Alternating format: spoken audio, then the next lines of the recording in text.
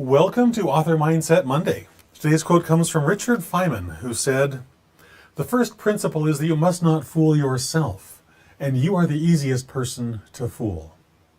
That's a very sad truth, but it's also a very real one. Hi there, my name is Christopher D'Armani, and it is my pleasure and my passion to empower nonfiction authors just like you, so you can turn this dream you have of writing a book into your published reality.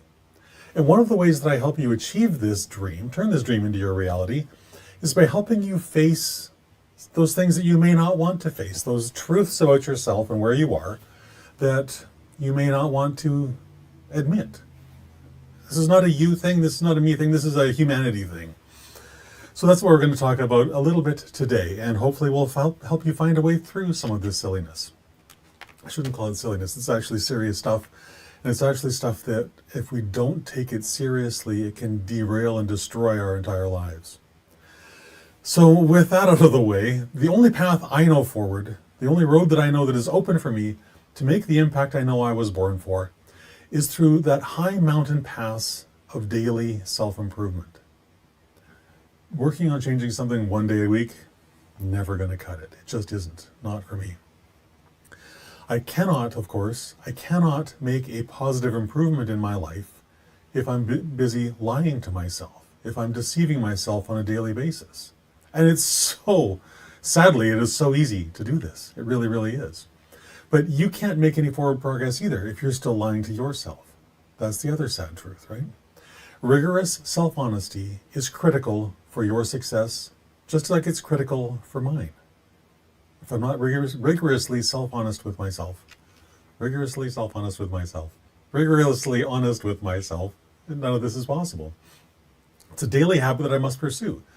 I must pursue it with gratitude, with love, with joy, and compassion, especially compassion for myself, because often the words that I use to speak to myself, I wouldn't say to my worst enemy, and yet I'll say them to myself. And I doubt that I'm alone in this. It's probably true for you too. So one of the very first things we need to do is start talking to ourselves lovingly and compassionately, instead of berating ourselves and tearing ourselves down. Of course, doing all of this takes immense courage some days, and especially on those days where I'm faced with my shortcomings. And if I'm truly, truly honest, that's just about every single day. It really is. Self-deception is a powerful psychological defense mechanism, and it's there to serve a purpose. It's there to keep us safe. My mind, like yours, wants to keep me safe from every possible danger out there. But it doesn't differentiate between positive and negative intention. It doesn't make it sees anything that's outside of, the ordinary, the comfort zone, as a threat, as a danger. And so that's why we lie to ourselves, because our mind, even though it's not in our best interests, wants to keep us locked away in this prison that we make ourselves, which is so sad. My mind defines safe as the comfort zone, as I mentioned, that self-imposed prison where all of my dreams go to die. And I would be willing to bet all your dreams go there to die as well. If you allow your mind to keep you imprisoned in this cell, this beautiful sort of place that our mind wants to think nothing bad can ever happen to us, well, the flip side of that is nothing good's ever going to happen to you there either. Yes, you might be safe from all the, quote, dangers of the world, but there's no passion, there's no excitement, there's no anything there's no challenge to force you to do all those amazing things you know you're born for.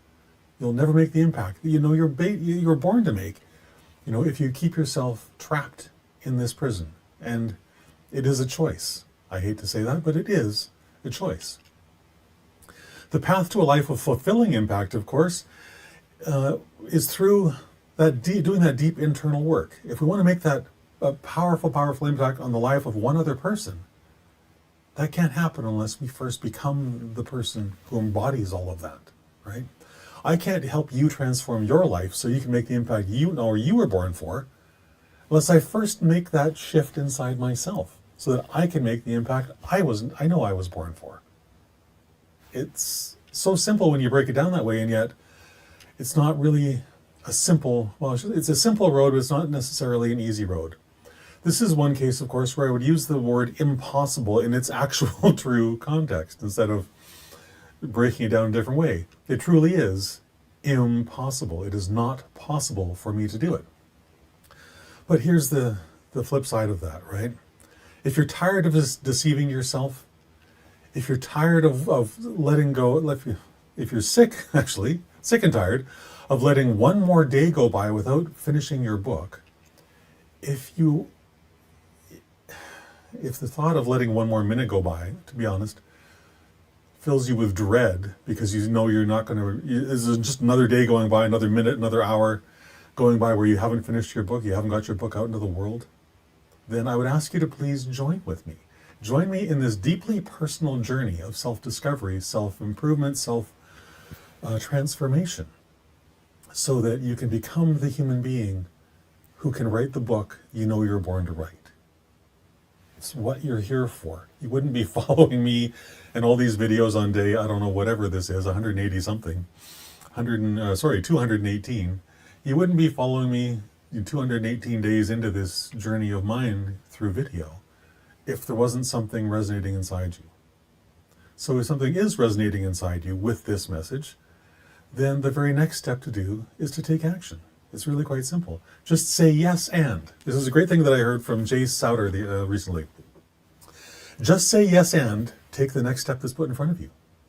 So whatever that next step is for you, just have the courage right here in this moment to admit that what you've been doing isn't working, and just say yes and to whatever your next step is. It may not be working with me. It may be. I don't know.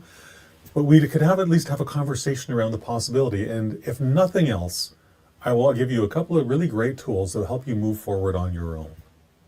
So that's the very worst that can come out of this. And what you might learn also is a couple of ways of shifting those negative, limiting, self-defeating beliefs that you carry around that you may not even be aware of. They're there. If they weren't there, your book would be finished and out in the world. You'd be making the impact you were born to make already. So if you're not, go to the link you see on the screen, please. authorcoach.click/dreams. And let's chat. Let's have a talk. We'll go through a 30-minute or so process where I'll just ask you some questions and you'll get to hear your own answers. And that's the most powerful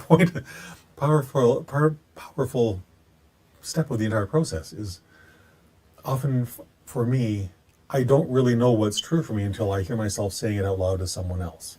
And so that's the space I want to open up for you. So you have the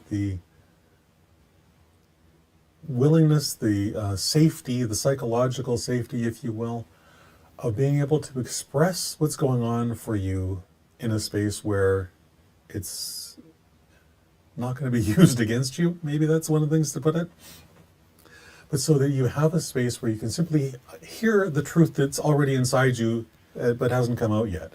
It's a really powerful system, and it's one that I think if you embrace it, you will discover you have way more power inside of you than you believe you do. You're capable of way more than you think you are right in this moment, orders of magnitude more. And all I want to do is help you kick open those doors of possibility so you can see it for yourself. That's it. authorcoach.click/dreams. And with that, I hope you have a fantastic rest of your day. And if you do nothing else for the rest of this day, for the rest of this week, is pay attention to every single point where you discover that you're lying to yourself. And write it down. Get a notepad and just write it down. And you, like me, will probably be both amazed and horrified at how long that list can get. So with that, have a fantastic rest of your day. I will talk to you again tomorrow at 3 o'clock. Bye for now.